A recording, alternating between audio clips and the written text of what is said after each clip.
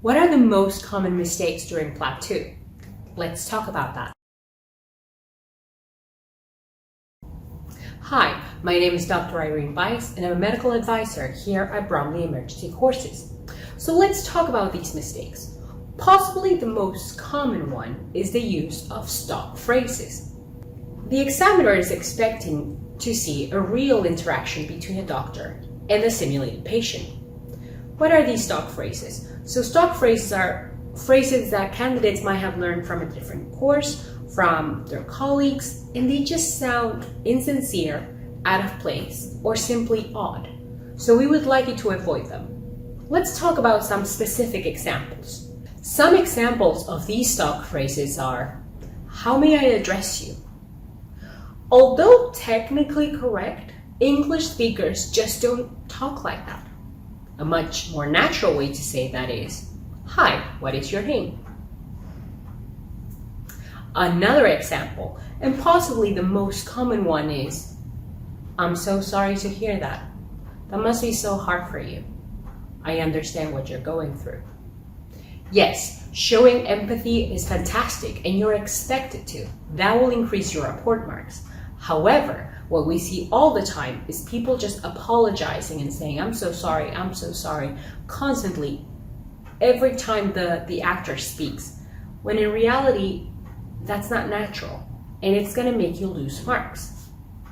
If you're really sorry about it, then you can verbalize it.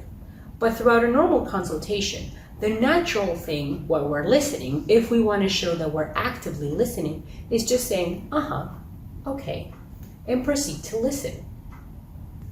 Another stock phrase is, "May I ask you some questions? Is that okay?" Remember that the patient has come to you. Therefore, they know you will be asking questions. It is okay to ask for consent during an examination or before performing a procedure, but not for just asking questions.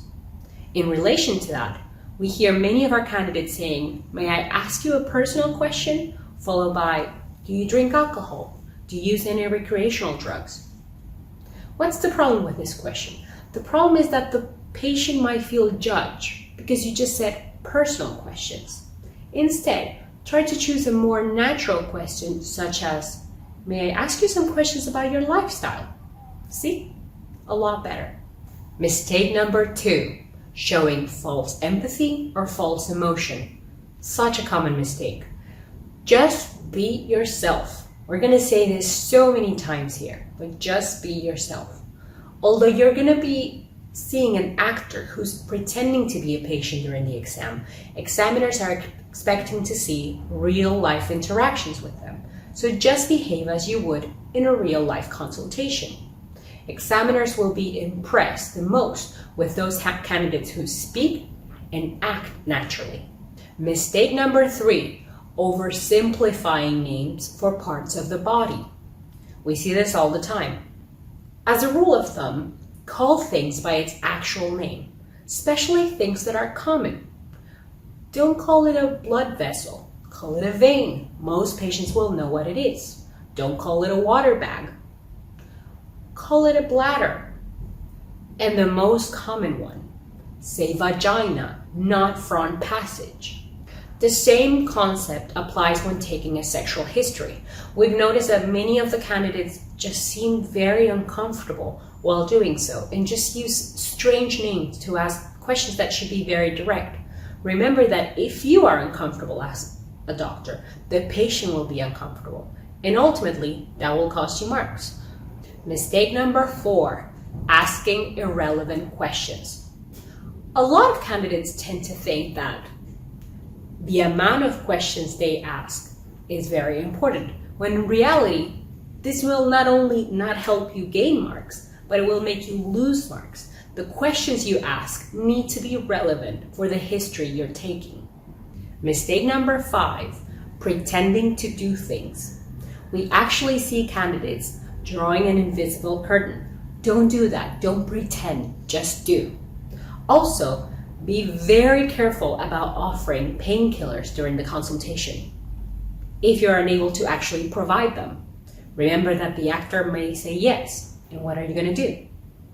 So how do you avoid these mistakes we just talked about? The biggest piece of advice we could give you is to be yourself. Those candidates who just behave as they would in real life do much better during Plab 2. So remember, just be yourself. You have probably done most of these things or all of these things in real life. You have taken a history, you have done examinations, and you have developed management plans. So just behave as you would in real life and you will do well. We hope this video was helpful. If you have any other questions or comments, leave a comment below. Best of luck in your exam and we'll see you soon.